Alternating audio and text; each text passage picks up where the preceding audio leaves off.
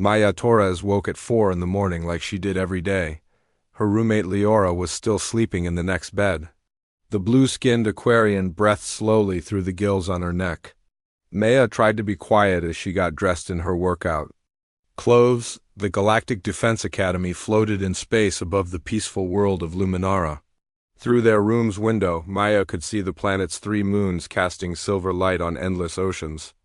It was beautiful, but Maya missed the harsh sunrise over Earth's mountains. She made her way to the gym level. The corridors were empty at this hour. Most cadets from the peaceful worlds needed 8 hours of sleep and preferred to wake when the artificial sun panels brightened. Maya had tried that schedule for her first week here, but it felt wrong. Her body wanted to move and train and push limits. The gym was dark when she arrived. Maya turned on the lights and went to the combat simulators. These machines could create any fighting scenario the user wanted. Most cadets used them to practice peaceful conflict resolution. Maya had different needs. She selected a program called Urban Warfare, Level 7. The simulator projected walls and buildings around her. Enemy figures appeared with weapons drawn. Maya moved through them like water flowing downhill. She struck, with her hands and feet and elbows. Each movement was precise and deadly. The simulated enemies fell one by one. When the program ended, Maya was barely breathing hard. She increased the difficulty to level 9 and ran it again. Then level 12. The highest level any other cadet had attempted was level 5. "You are here early again, Cadet Torres?" Maya turned to see Instructor Kelm watching her. The tall gray-skinned Vorthan had been observing her training sessions for weeks now. His large eyes showed concern. "Yes, sir, I like to stay sharp." "Sharp for what purpose?" "We are training to be peacekeepers, not warriors." Maya wiped sweat from her face with a towel. "Sometimes peace needs protecting, sir." Instructor Kelm made a note on his datapad. "Run the diplomatic resolution simulation instead. You need practice in nonviolent solutions." Maya nodded, but she knew she would be back here tomorrow morning running combat programs. It was what her body and mind demanded. She had tried to explain this to her classmates, but they did not understand. They came from worlds where predators had been extinct for thousands of years, where weather was controlled and resources were abundant, where the biggest daily threat was choosing which entertainment to watch. Earth was different. Earth made humans different. During morning classes, Maya sat with the other cadets and learned about interspecies communication. Professor Drell was explaining how the peaceful Xanthari species resolved conflicts through interpretive dance. Maya tried to pay attention, but her mind kept analyzing the classroom. 2 exits. 15 potential weapons if things went wrong. Cover positions behind the desks. "Cadet Torres," Professor Drell said, "perhaps you can share your thoughts on how humans might adapt to Xanthari conflict resolution methods." Maya stood up. "With respect, Professor, the Xanthari have never faced a species that wanted to kill them. Dancing will not stop a predator or an invader. Sometimes the only language aggressors understand is force." The classroom went silent. Several alien cadets looked uncomfortable. Professor Drell's tentacles twitched with displeasure. "That is exactly the kind of thinking we are trying to move beyond, Cadet Torres. Violence is the failure of intelligence." "Violence is a tool, Professor. Like any tool, it can be misused, but it can also save lives when used correctly." After class, Maya's roommate Leora caught up with her in the corridor. "Why do you always say things like that, Maya? You make everyone nervous." "I say what I believe." "Leora, would you rather I lie?" "I would rather you try to fit in. The other cadets are starting to call you dangerous." Maya stopped walking. "Am I dangerous to you, Leora?" The Aquarian looked into Maya's eyes. She saw something there that made her ancestral prey instincts whisper warnings, but she also saw kindness and control. "No, you are not dangerous to me." "But you are different, Maya. Very different." That afternoon was combat training. All cadets were required to learn basic self-defense. Maya stood with the others in the training hall as Instructor Vex demonstrated simple blocking techniques. The movements were slow and defensive.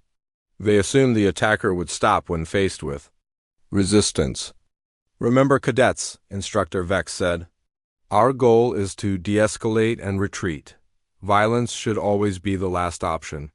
When it was Maya's turn to practice, she moved too fast. Her training partner was a young Cillian named Trell. Maya was supposed to demonstrate a simple block and push technique.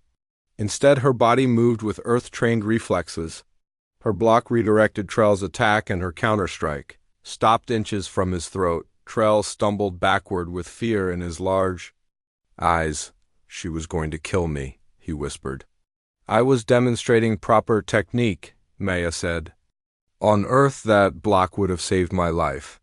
Instructor Vex separated them. Your technique is too aggressive, Cadet Torres.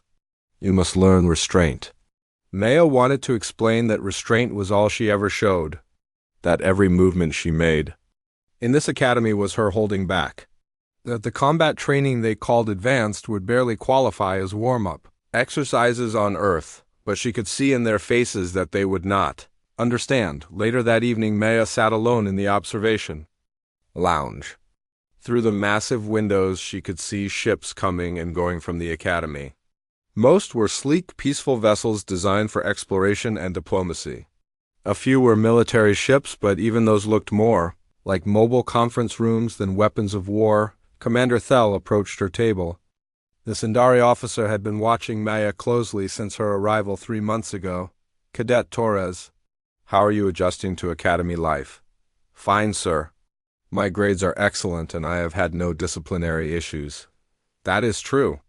But your instructors are concerned about your attitude. They feel you are too focused on conflict resolution through force. Maya looked at the commander.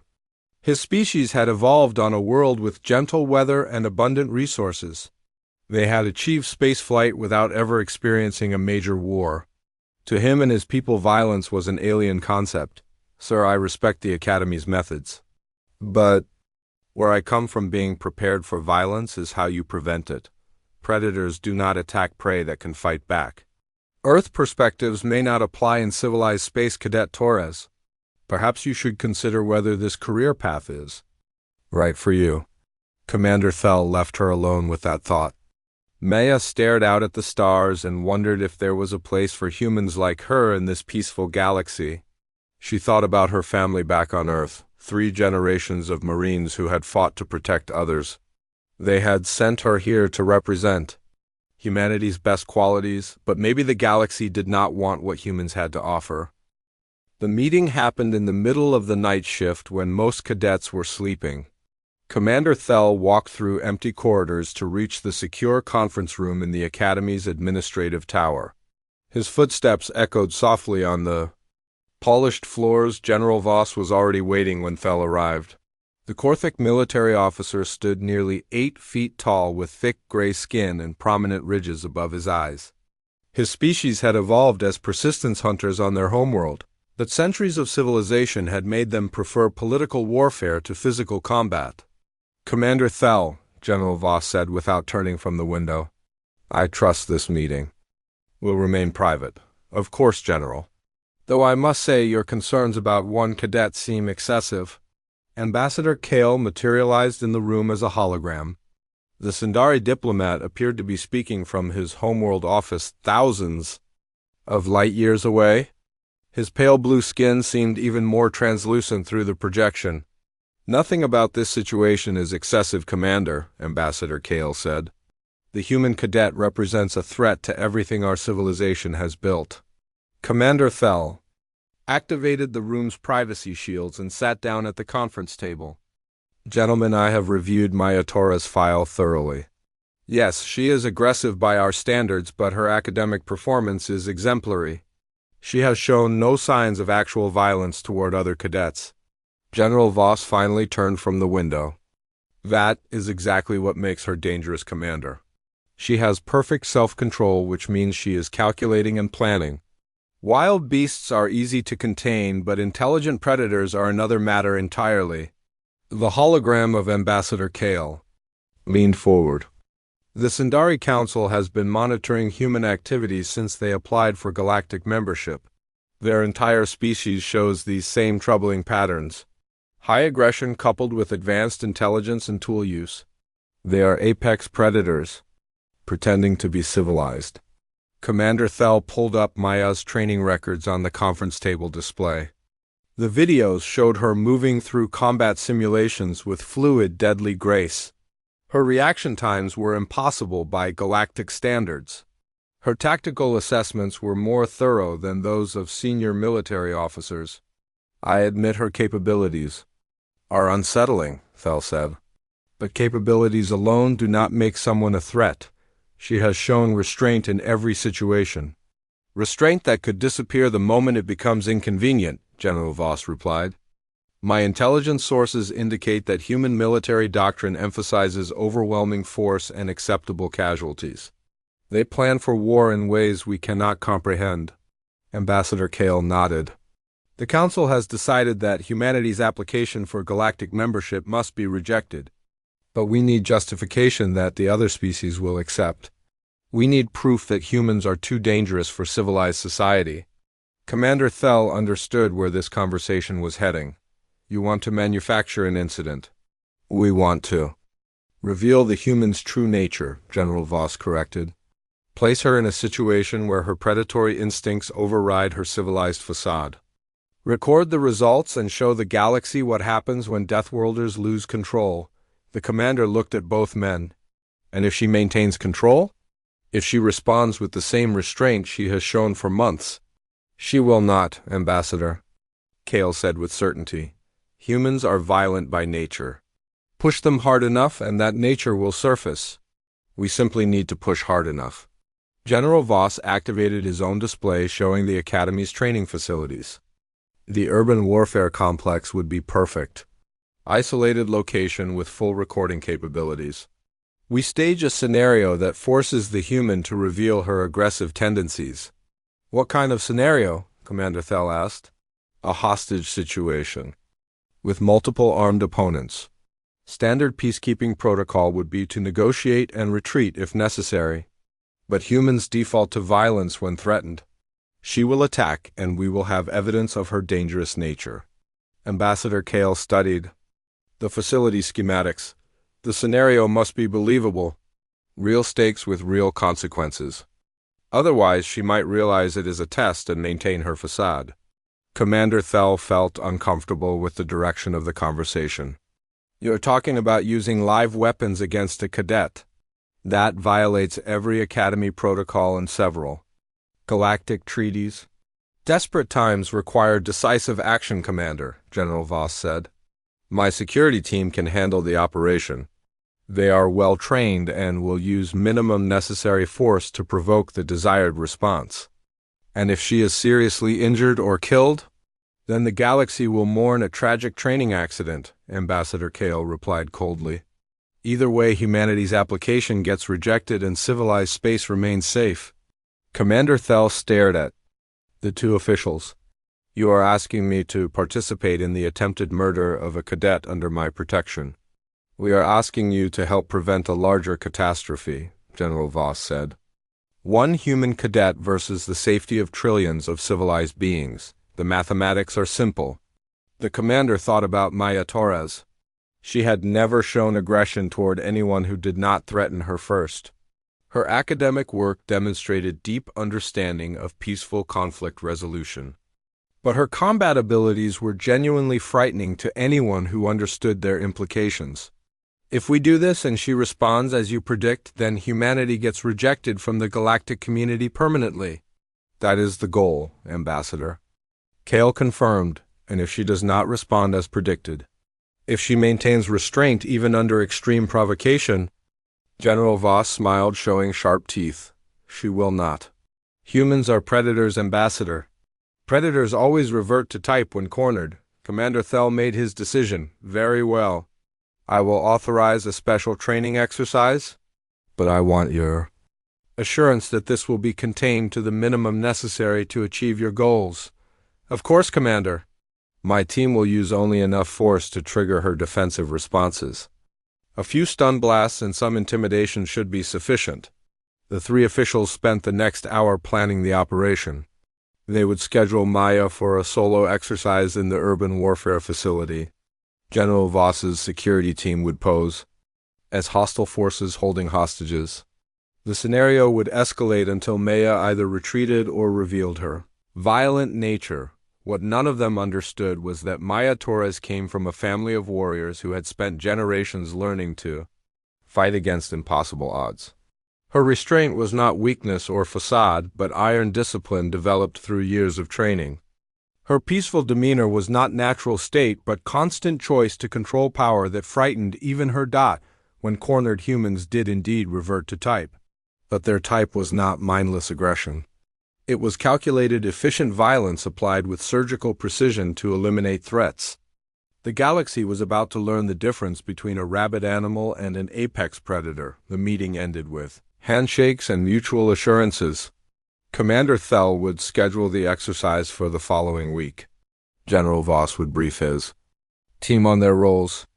Ambassador Kale would prepare the documentation to support humanity's rejection from galactic society. None of them slept well that night, though they could not say exactly why.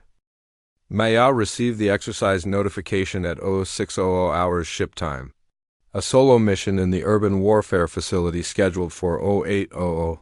The briefing was simple and standard. Hostile forces had taken civilians hostage in a residential complex. Her mission was to infiltrate the facility and secure the hostages using minimal force.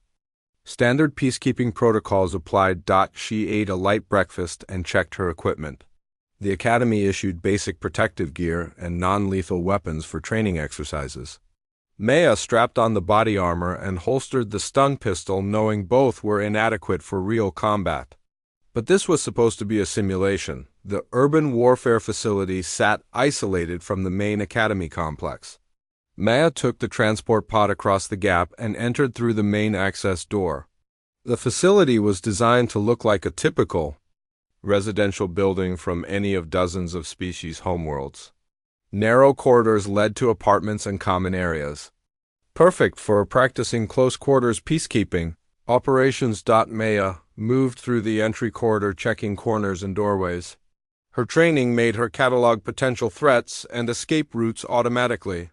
Something felt wrong about the facility today. The air smelled different, like weapon lubricants and nervous sweat, like fear and adrenaline. Like people preparing for real violence. She paused at the first intersection and listened carefully. Standard Academy exercises used audio cues to guide cadets through scenarios. Simulated voices calling for help or threatening statements from computer-generated opponents. But Maya heard actual breathing coming from the left corridor. Real heartbeats. Elevated by stress. Real people trying to stay quiet and failing. Maya drew her stun pistol and advanced slowly. The weapon felt like a toy in her hand compared to the military-grade equipment she had trained with on Earth, but Academy regulations required non-lethal force for all exercises. She rounded the corner and found herself facing three armed figures. In Korthak military uniforms, they were not holding stun weapons. Maya recognized the matte black finish and extended barrels of military-grade plasma rifles. Weapons designed to kill armored targets at long range. The lead soldier had his rifle trained on her center mass, while the other two covered the corridor exits. "Stand down, human," the lead soldier ordered. "You are out of your depth here." Maya felt the familiar calm that came with real danger. Her breathing slowed and her vision sharpened. Time seemed to stretch as her mind processed the tactical situation. 3 hostiles in a confined space with no cover. Military weapons versus Academy gear. No backup available. No witnesses to verify what happened. This was not a training exercise. "I am Cadet Torres," she said, following Academy protocol. "I am here for the hostages. Please lower your weapons and we can resolve this peacefully." The soldiers exchanged glances. One of them spoke into a throat microphone too quietly for Maya to hear the words. They were reporting to someone. This was a coordinated operation with external oversight. "There are no hostages here, Deathworlder," the lead soldier said. "Only a lesson about knowing your place in the galaxy." The first plasma bolt hit Maya in the left shoulder, spinning her around. The Academy body armor was designed to stop training. "Weapons not military-grade plasma?" The bolt burned through the protection and into her flesh like a white-hot spear. Maya stumbled but stayed on her feet. The second bolt caught her in the right side just below the ribs. Again the armor failed, and plasma burned deep into muscle and tissue.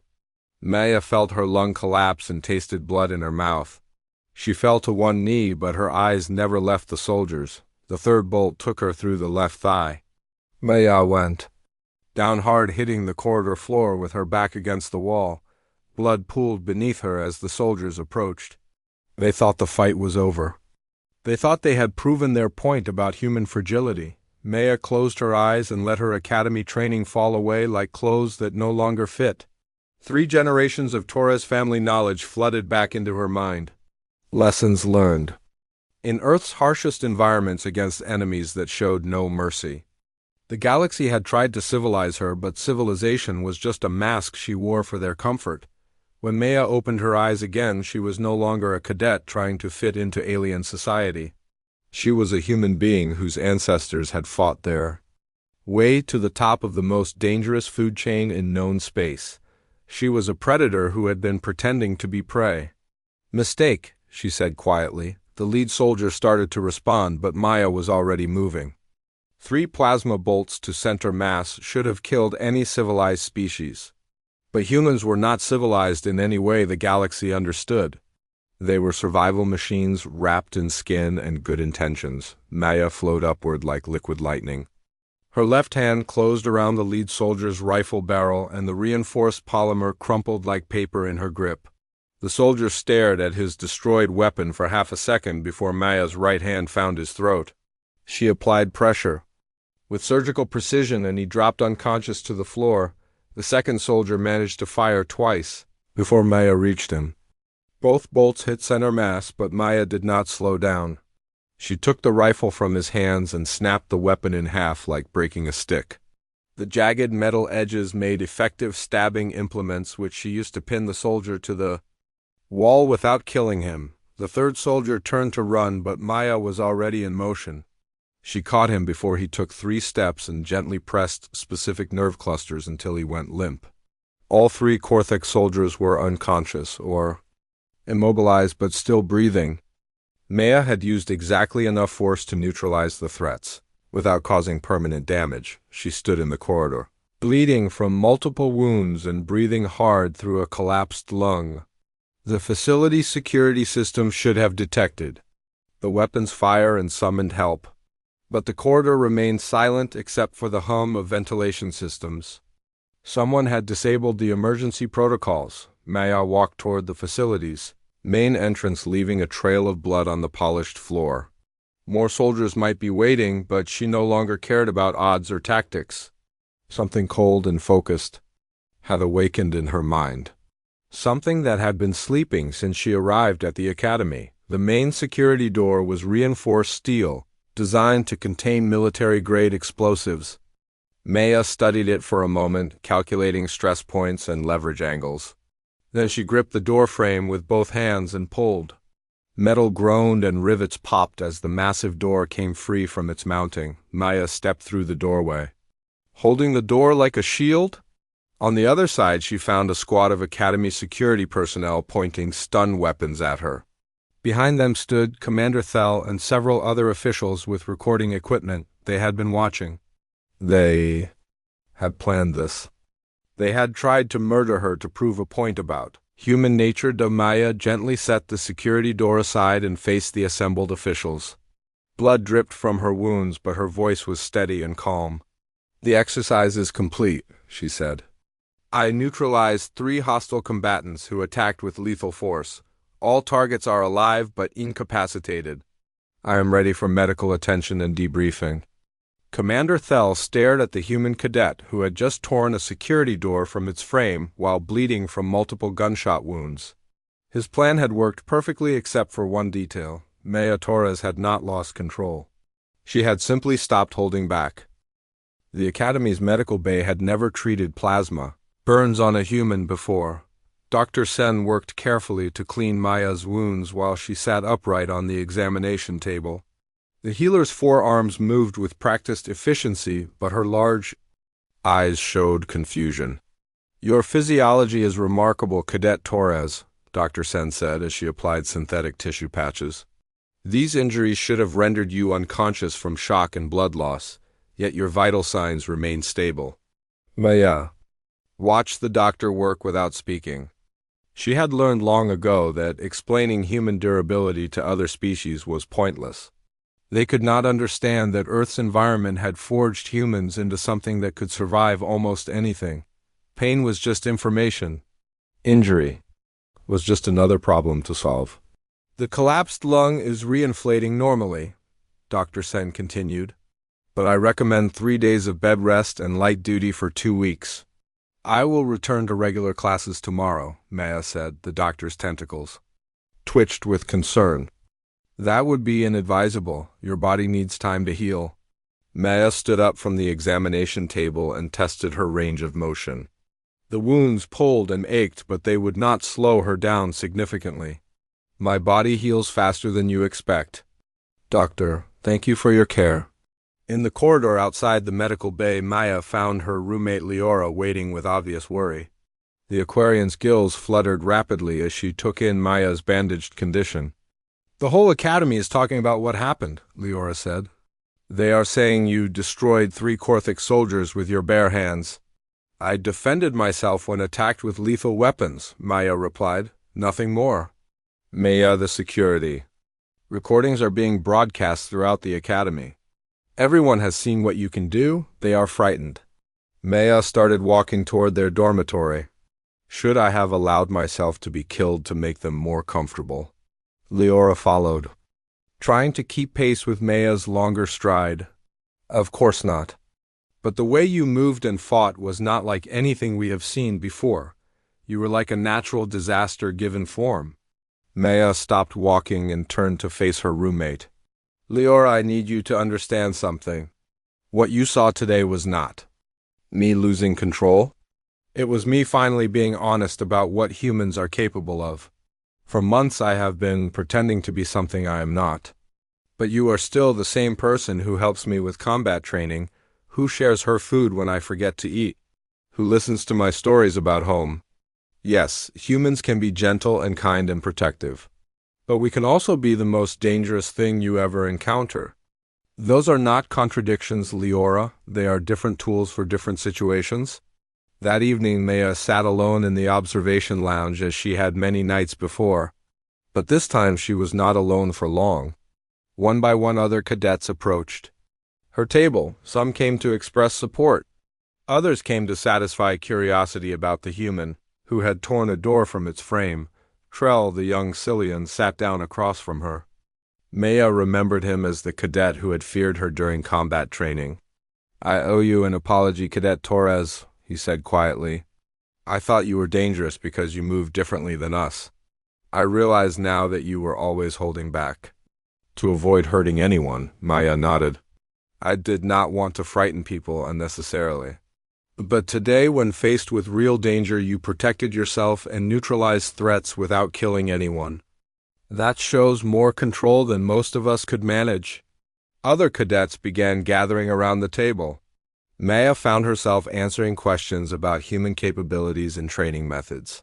Some of the aliens seemed disturbed by her explanations, but others showed genuine interest in learning new approaches to conflict resolution. On my homeworld, we have never faced predators, said Cadet Finn from the Crystal Worlds. Our biggest challenge is preventing boredom. But the galaxy has hostile species beyond our borders.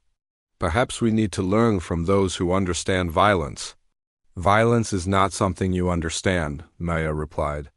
It is something you prepare for and hope to never use. The goal is always to be so obviously capable that others choose not to test you.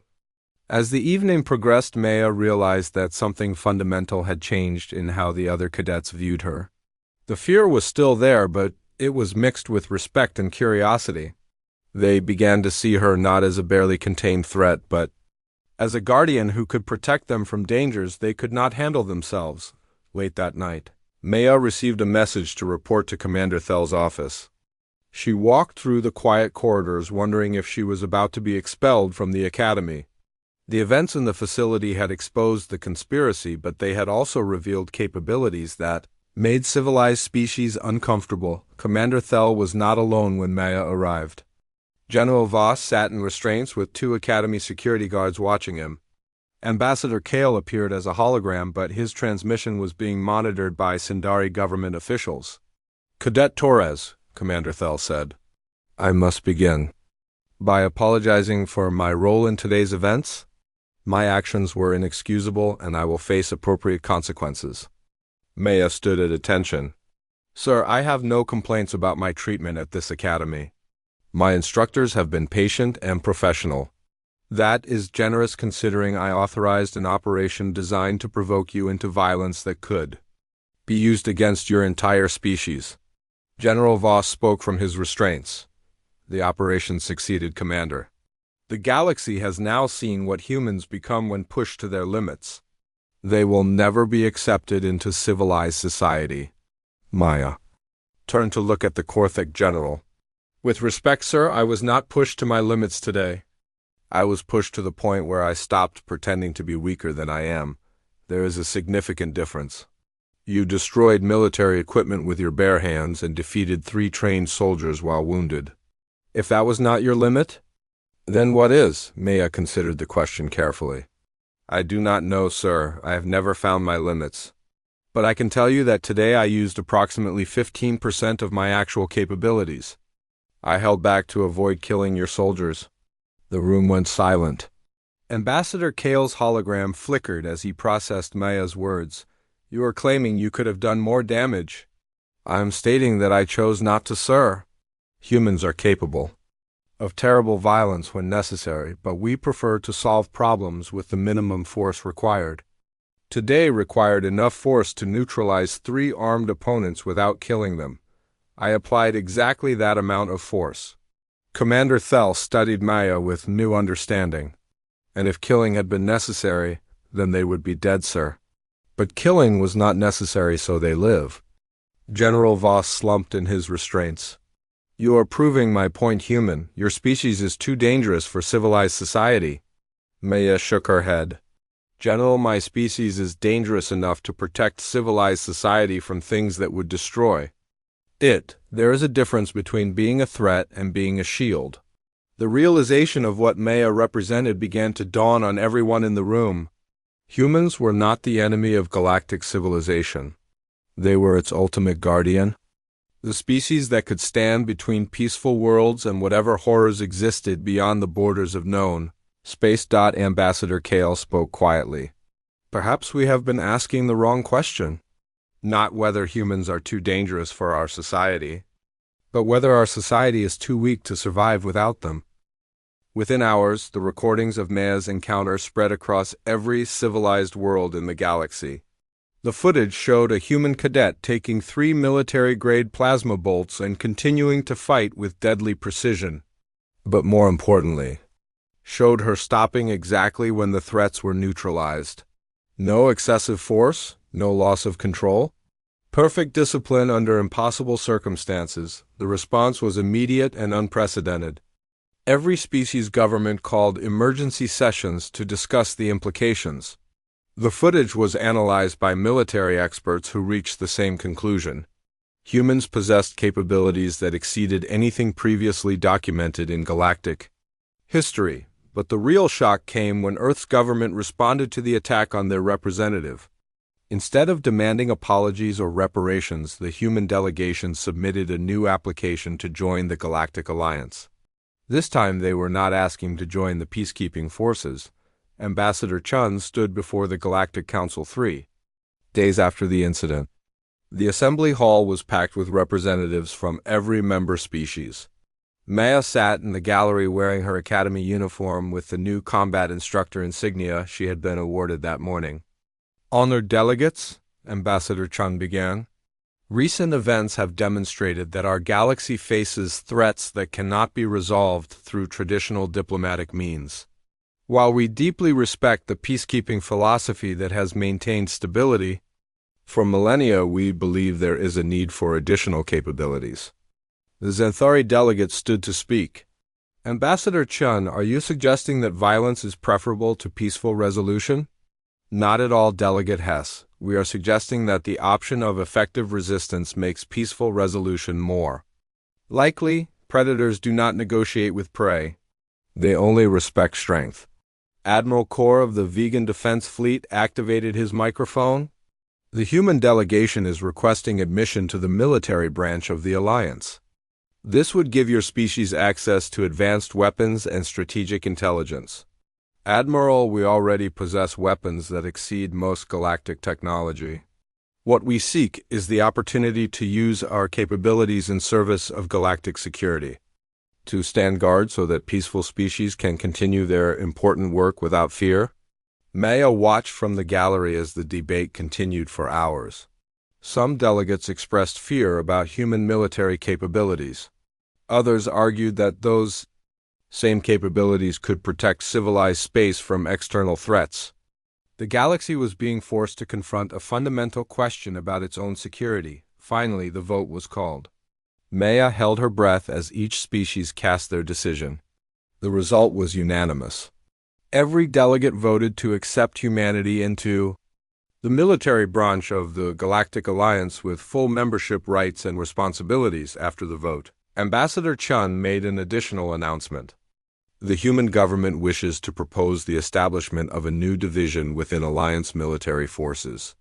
The Rapid Response Corps would specialize in situations requiring immediate action against overwhelming odds. We volunteer to staff and lead this unit. The proposal was accepted by acclamation. Within weeks, human military advisors began arriving at Alliance bases throughout the galaxy. They brought training methods that shocked civilized species but produced results that could not be argued with. Maya graduated from the Academy with the highest honors in its history. Her thesis on asymmetric threat assessment became required reading for all cadets. But more importantly, she had fundamentally changed how the Academy approached training. Combat simulations were upgraded to realistic difficulty levels. Peaceful conflict resolution remained the primary goal, but cadets now learned to recognize when those methods were insufficient. Maya volunteered as an instructor, teaching aliens to think tactically and respond effectively to genuine threats. Her first class included Trell and several other cadets who had witnessed her encounter with the Korthek soldiers. They were eager to learn from someone who understood both restraint and capability. The goal is never to become violent, Maya explained to her students. The goal is to become so obviously capable that violence becomes unnecessary. When others see that attacking you will result in their swift defeat, they choose different approaches. Leora raised her hand from the front row. But how do we develop that capability without becoming like the threats we face? By remembering why we fight, Maya replied. We do not fight for conquest or dominance. We fight to protect those who cannot protect themselves. That purpose keeps us human even when we must do inhuman things.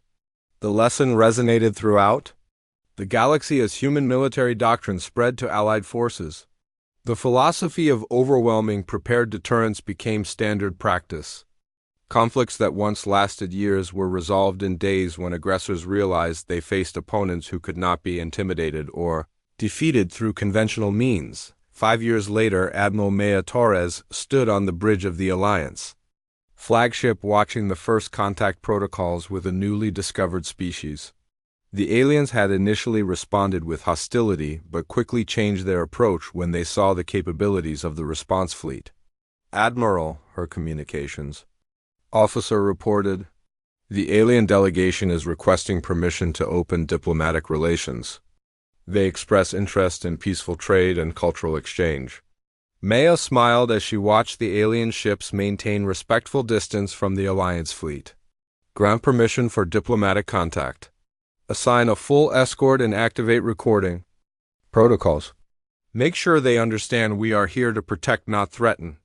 The successful first contact was another victory for the human approach to galactic security. Strength that could not be challenged had created space for diplomacy to flourish. Peace through superior firepower had become the Alliance's unofficial motto. In her personal log that evening, Maya reflected on the path that had brought her from Academy outcast to Fleet Admiral. The conspiracy that tried to eliminate humanity from galactic society had instead revealed why humans were essential to that society's survival. Today we welcomed another species into civilized space, she recorded. They chose diplomacy not because they feared our weapons, but because they respected our restraint. They saw that we possessed the power to destroy them, but chose instead to protect them. This is what humans bring to the galaxy. Not the capacity for violence, but the wisdom to use that capacity only when necessary. The galaxy had learned that sometimes the most peaceful people were those who truly understood the cost of war, and sometimes the best guardians of civilization were those who came from worlds where civilization was something you fought to preserve rather than something you took for granted. Maya Torres had been shot 3 times and had torn a door from its frame. But more importantly, she had shown the galaxy that humans could be trusted with power because they understood the responsibility that came with it. The Deathworlder Cadet had become the guardian that peaceful species needed but could never be themselves.